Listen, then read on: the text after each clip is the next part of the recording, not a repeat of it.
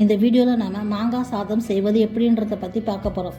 மாங்காய் சாதம் செய்வதற்கு நான் வந்து இங்கே ஒரு மாங்காய் எடுத்திருக்கேன். அது வந்து இந்த மாங்காய் வந்து நான் எங்கள் வீட்டில் இருந்து பறிச்சது. இதை நம்ம நல்லா அலசி எடுத்துக்கலாம்.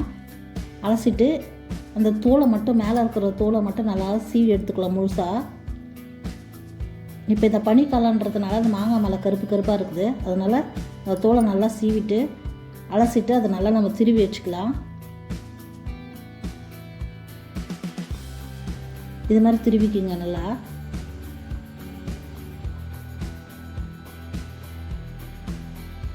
இப்போ ஒரு பேன் எடுத்துக்கோங்க. அதில் ஒரு 2 ஸ்பூன் அளவுக்கு எண்ணெய் ஊற்றிக்கோங்க. எண்ணெய் நல்லா காஞ்ச உடனே 1 ஸ்பூன் கடுகு போட்டுக்கோங்க. கடுகு நல்லா பொரிஞ்சு வரட்டும். 1 ஸ்பூன் சீரகம் போட்டுக்கோங்க. இப்போது காஞ்ச மிளகாவை ஒரு 3 காஞ்ச மிளகா நல்லா பாதியாக புட்டு அதில் போட்டுக்கோங்க. நல்லா வதக்கிக்கோங்க.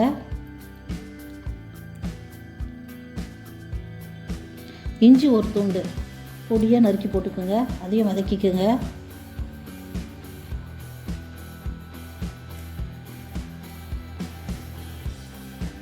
ஒரு ஸ்பூன் கடலைப்பருப்பு போட்டுக்கோங்க. 1 ஸ்பூன் உளுத்தம்பருப்பு போட்டுக்கோங்க. 2 ஸ்பூன் அளவுக்கு வேர்க்கடலை போட்டுக்கோங்க. அதை நல்லா கலரி விட்டுக்குங்க. நம்ம லைட் ப்ரௌன் கலர் வரைக்கும் கலரணும்.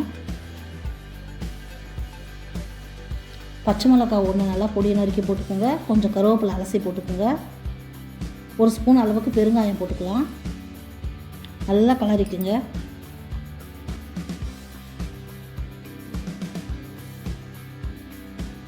ஒரு ஸ்பூன் பெருங்காயம் போட்டு நல்லா கலரி விட்டுருங்க.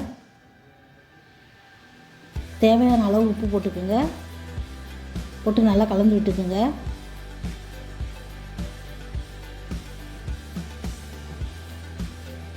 இப்போது நம்ம துருவி வச்சுருந்த மாங்காவை அதில் போட்டுக்கலாம். போட்டு நல்லா கலரி விடுங்க. அந்த மாங்காய் வந்து கொஞ்சம் ஈரப்பதமாக இருக்கும். அந்த ஈரத்தெல்லாம் இழுக்கிற அளவுக்கு நல்லா கலரிக்கலாம். இப்போ 1 ஸ்பூன் மஞ்சள் பொடி போட்டுக்குங்க. அதையும் நல்லா கலந்து விட்டுக்குங்க.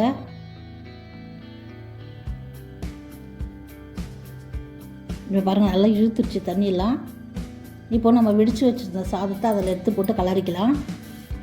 எவ்வளோ சாதம் தேவையோ அவ்வளோ சாதம் போட்டு கலரிக்குங்க. நான் வந்து இங்கே புழுங்கல் அரிசியில் தான் செய்திருக்கேன். நீங்கள் வேணால் பாஸ்மதி ரைஸில் கூட செய்துக்கலாம்.